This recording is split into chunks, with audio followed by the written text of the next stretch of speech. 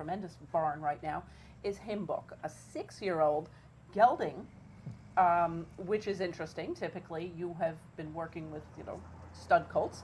Tell us a little bit about Himbook and what it's taken you to get to this point. Well, he wouldn't be at this point if he wasn't a gelding. I'll tell you that right now. Man, it made all the difference in the world. When we did cut him, he was studdish and didn't have his mind on what he's doing. It's been a gradual process. I mean, he's always been kind of a, once we got him in the right direction, sort of a 110% horse, and he's given what we wanted. And last year he got good when he won the 3 coins up when they took it off the turf, and he was able to win that. And then we pointed him Suburban, and he ran a great race in the Suburban. He was just flat out was really good that day at Belmont. And I remember Johnny was telling me, he said, the 3/8 pole, I got all kinds of horse, and at the quarter pole, I hear this thing coming, thinking, who is this? It was him. And Scooter Dickey had done a great job with him to get him there. And then we brought him up here, and I elected to give him a little more time after the Suburban, and ran him in the Bernard Baruch, and that just didn't work out. And, so then we took him back, and he won a little overnight stake, and then he ran a really good race to honor and serve in the Cigar Mile. And after that, I decided that I would wait for the Don handicap, and what we did, and it worked out really well. And sent him to Oaklawn, and when I got down there that day, I could just tell he wasn't the same horse as he was at Gulfstream, when all day at Gulfstream was all up the front of the stall and this and that. And then he finished a credible 4th, but I didn't think he ran his race. And the horse that won it of Von Hiemels had 2 or 3 races over the track and won in the same very, fashion. Very tough horse on that track. Yes, exactly. And then we came back and went to Pimlico, and when he broke, he got in trouble a couple times, and say the first 1/8 of a mile, and got too far out of it. And by that time, he's back, and all that dirt's hitting him. And he's sort of sucking back out of the dirt, and which Johnny said he'd never done before. And then, he finally, when he got clear, he came running. I think he was only beat a length and 3/4 or so. And really, I thought that maybe if we hadn't gotten in trouble and gotten in position, that we might have had a big chance to win. So then we waited from there to the Suburban, and again, he ran a great race. He stumbled leaving the gate, or sort of slipped. His right front sort of slipped out from under him. We got completely out of position, and he came running. But by that time, Mucho Macho Man, who's a very nice horse, also had position on him, and we weren't just able to catch him. He's come from far back in his last 2 races because of those awkward breaks. Do you want to see him a little more forwardly placed on Saturday? Yes, I do. I think that if we get away good, even though there is a little pace in the race, and depending on how fast they go, will be depending on where he was. But I think we'll be up in the race, and just how far up in it, it'll depend on what's going on in front of him. We talked about Himbook running in the Whitney on Saturday. You've got a couple of turf stars right now in Point of Entry and Boisterous. Tell us a little bit about how they're doing and your plans for each of them. Well, both of them, knock on wood, are doing very good. Boisterous is going to go to the Arlington Million, and Point of Entry is going to run here that day in the Sword Dancer. He's Point of Entry. He doesn't have to have a 1.5 miles, as he won the Man of War, going 1.25 miles, 1 mile and 3/8, whatever. And but he's the kind of horse that really will stay like that, and I think he's really turned into a very good horse, coming into his own, being a dynaformer, and in the last, since we took him to Keeneland in April, and we're looking forward to that. He had nice work here last Friday, just sort of easy first work off of his race, and we'll kind of start hammering down on him a little bit, maybe over this weekend, first of the week, a little bit more. And then with Boisterous, I think he was sort of an unfortunate second at Arlington the other day when he ran, and he came out of it really well, and we're looking forward to trying again. Just we'll have to wait and see what goes out there and what European horses come, but I think he'll have a big chance. And Shug, you've kind of it's been noted of late that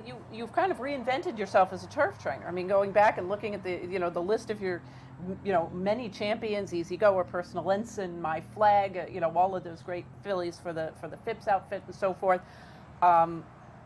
of late, a lot more of your horses are really shining on the turf.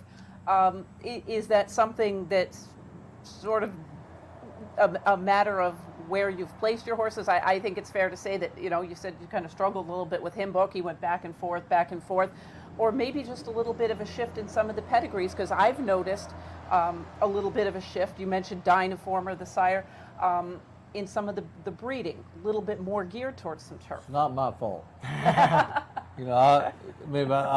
I'm more than pleased to have them, but obviously we know the biggest value in horses is on the dirt and with dirt pedigrees.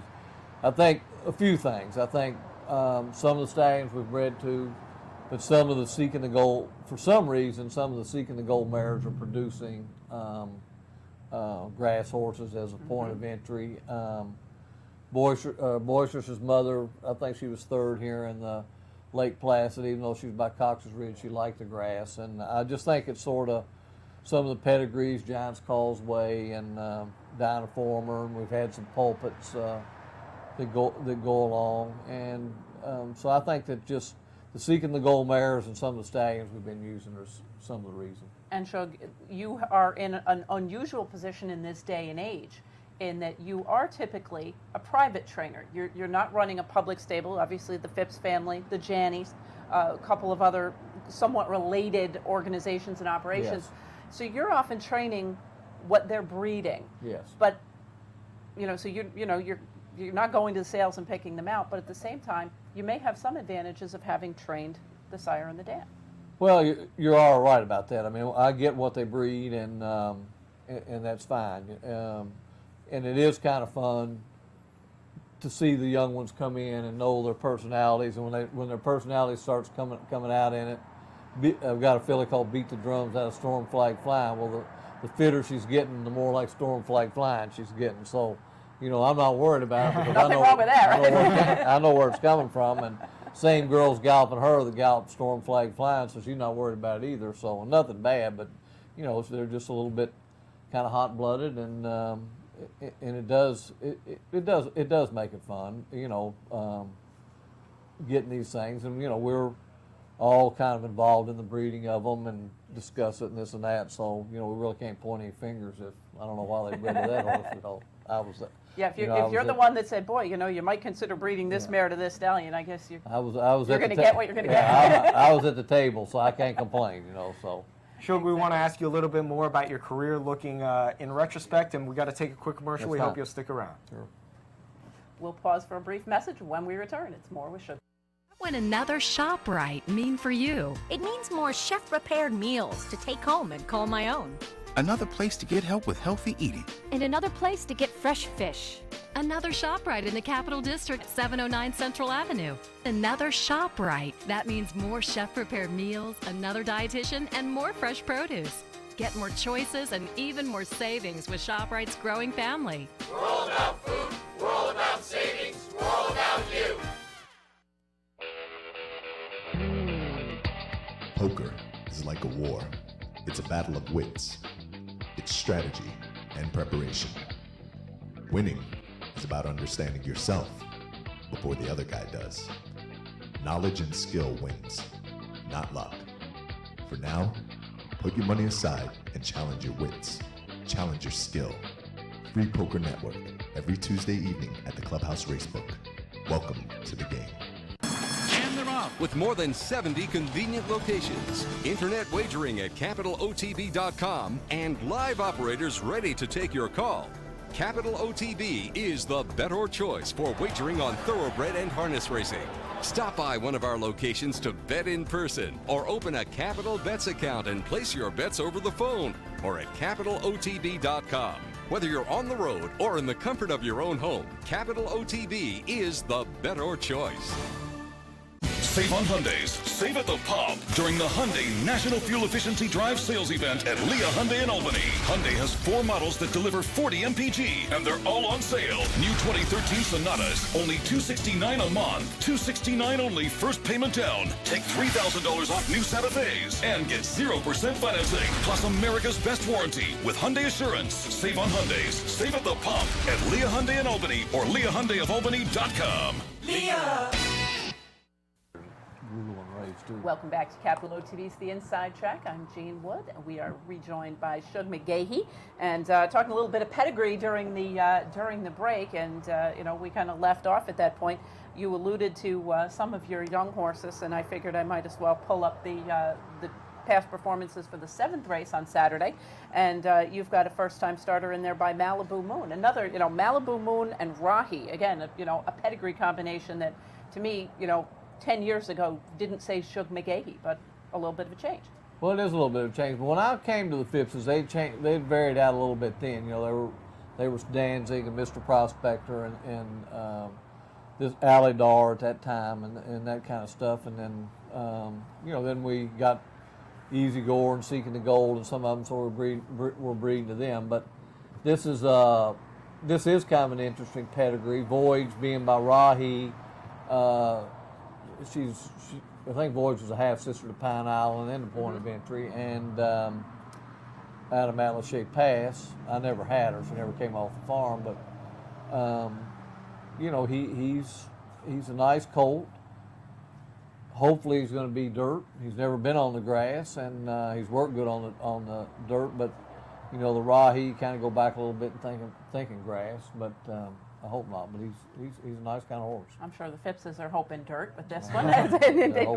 Most people are with a good 2-year-old. They're hoping dirt. And you're in against what looks like a very tough youngster in Palace Malice in there, and I think it's fair to say a lot of people tend to think, well, this is a Shug horse. I'm guessing that this may be a training exercise and so forth, but is that Well, I hope not. I think he's going to come out and run a good race. You know what?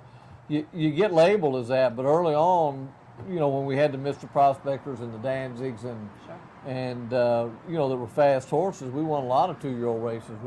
First-time starters, and Polish Navy set the track record when he ran the first time. Finder's Fee, I remember, is a good 2-year-old. But when you're getting Malibu Moons and Dynaformers and Street Cries and some of these long-winded horses, it's not that easy to get them ready to run 5.5 or 3/4 of a mile the first time, and they seem to get a little bit better as they get going a little bit farther. But I think I've got some over there that are ready to run, and I think that they'll make good accounts of themselves.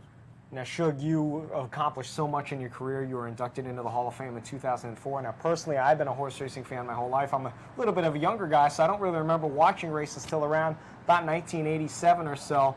You won the Eclipse Award in '88. You probably get this in New York a lot, but tell us about some of your memories of my all-time favorite horse, still to this day, Easy Goer. Well, he came out up here probably a little bit later than this in the meet. He had run once and got beat in nose the first time he started, which wasn't, I told Pat Day, I said, he's probably not going to break good. And then we got him up here and he trained like a bear and won. And then, he had a good 2-year-old campaign. He won the Cowden and the Champagne. He was second in the Breeders' Cup. And then we got him ready for the Derby. And his 3-year-old year, he ran in the Swale. He ran in the Gotham and ran a 5th and 2nd off the track record. No, he didn't. He set the track record, ran 5th and 2nd off the world record, 32-1 or something. Then he won the Wood, he was 2nd in the Derby, 2nd in the Preakness, won the Belmont, won the Whitney, won the Woodward, won the Jockey Club Gold Cup, finished 2nd in the Breeders' Cup. Not a bad year. No, it was a very good year. And the horse that beat him the 3 times was Sunday Silence, who was a very, very good horse. Like his father, unfortunately, was born the wrong year. Yeah, exactly. And so, he was, he had a very good campaign. And, if you look down today, your better horses, it seems like everybody's saying, well, we got to wait. Well, back then you didn't wait. Now, I've got a chart in my office of all personal ensigns races, and it's, even now, I can't remember, I think she won the Rare Perfume and 10 days later ran in the Beldame and won them both. And so, that was the one thing that about a horse like him is that he came out of his races really well, and we were able to run him back in a hurry. And certainly Personal Ensign retired undefeated. Her win over Winning Colors in the Breeders' Cup Distaff, as it was called at the time, one of the most exciting races ever. Right. Well, it was. It was a great race. It would have been a shame if she had gotten beat that day after winning 12 in a row. But it just showed what anything I did, what anything Randy did, or anything else. It was all it was all her and her competitiveness to where, she got up and won. And what a lot of people don't know now that was pretty much common knowledge then is that she had had an injury that forced her to have pins inserted in her in a leg. So after her 2-year-old campaign, and that's that's a pretty amazing accomplishment. Yeah, it is. She broke her maiden her first start, and then she won the Frazette. And I was getting ready to take her to the Breeders' Cup, and I breezed her, and she breezed fantastic at Belmont.